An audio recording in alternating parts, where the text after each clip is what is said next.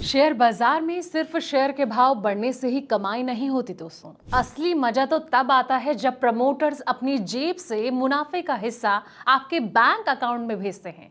और आज ऐसा ही कुछ हुआ। बाजार जब बंद हुआ था तो शानदार कंपनी ने 250% डिविडेंड का जो तोहफा है अपने निवेशकों की झोली में डाल दिया।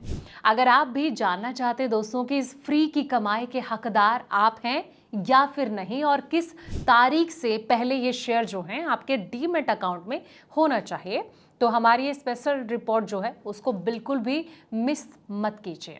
नमस्कार, मैं हूं आपके साथ संध्या बिष्ट और आप देख रहे हैं द इकोनॉमिक टाइम्स हिंदी। दोस्तों, वाटर ट्रीटमेंट और मैनेजमेंट सेक्टर की कंपनी वीए टेक वाबिक ने कारोबारी साल 2025 और 26 के लिए 2 फेस वैल्यू वाले हर इक्विटी शेयर पर 5 रुपए प्रति शेयर यानी कि 250% के अंतरिम डिविडेंड की सिफारिश की है। कंपनी का यह कहना है कि प्रस्ताव 21 मई 2026 को आयोजित बोर्ड बैठक में मंजूर किया गया था और अब इसे आगामी 31वीं सालाना आम बैठक यानी कि एजीएम में शेयरधारकों की मंजूरी के लिए रखा जाएगा। कंपनी ने अपने शेयरधारकों को भेजे गए एक कम्युनिकेशन में कहा है कि 1 अप्रैल 2020 से लागू कर नियमों के तहत जो है डिविडेंड कमाई पर टैक्स का भुगतान शेयरधारकों के स्तर पर किया जाता है।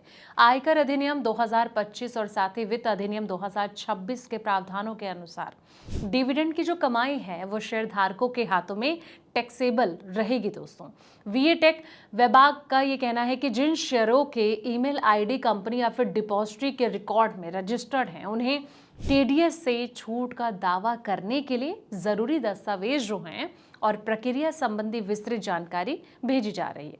कंपनी ने यह भी साफ तौर पर कहा है कि उक्त सूचना उसकी जो वेबसाइट है इस पर भी उपलब्ध है। कंपनी के अनुसार योग्य निवेशक निर्धारित दस्तावेज जमा कर लागू नियमों के तहत डिविडेंड पर टीडीएस छूट का जो लाभ है वो भी ले सकते हैं और अंतिम डिविडेंड का भुगतान एजीएम में मंजूरी मिलने के बाद किया जाएगा। दोस्तों, अब किसी भी ईपीसी या फिर इंफ्रास्ट्रक्चर कंपनी के लिए सबसे जरूरी उसकी जो है ऑर्डर बुक होती है। हजारों करोड़ के जो ऑर्डर्स हैं वो भी इसमें नजर आए हैं। वीटेक वाबेक के पास अपनी सालाना आय यानी कि रेवेन्यू के मुकाबले 3 से 4 गुना बड़ी ऑर्डर बुक है, जो कि अगले कई सालों तक इसकी जो रेवेन्यू ग्रोथ है इसकी गारंटी देता है। हाई मार्जिन ऑर्डर्स की बात करें तो अब कंपनी केवल कंस्ट्रक्शन प्रोजेक्ट ही नहीं ले रही बल्कि ओएनएम यानी कि ऑपरेशन एंड मेंटेनेंस प्रोजेक्ट पर भी ध्यान दे रही है।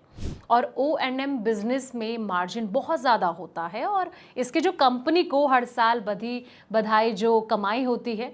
वहीं आपको बता दें दोस्तों कि सरकारी योजनाओं की अगर बात करें तो भारत सरकार की जो जल जीवन मिशन है, अमृत योजना और नमामि गंगे जैसे जो प्रोजेक्ट हैं, इनके कारण वाटर ट्रीटमेंट इंफ्रास्ट्रक्चर पर लाखों करोड़ों रुपए खर्च किए जा रहे हैं, जिसका सीधा फायदा इस कंपनी को मिल रहा है। और क्लाइमेट चेंज और ईएसजी की बात करें तो दुनिया भर में कॉर्पोरेट्स के लिए जीरो लिक्विड डिस्चार्ज यानी कि फैक्ट्रियों में गंदा पानी बाहर ना निकालने के नियम कड़े हो रहे हैं और इसके लिए हर बड़ी रिफाइनरी, पावर प्लांट और फार्मा कंपनी को वाबेक जैसी कंपनियों की मदद जो है वो लेनी पड़ रही है।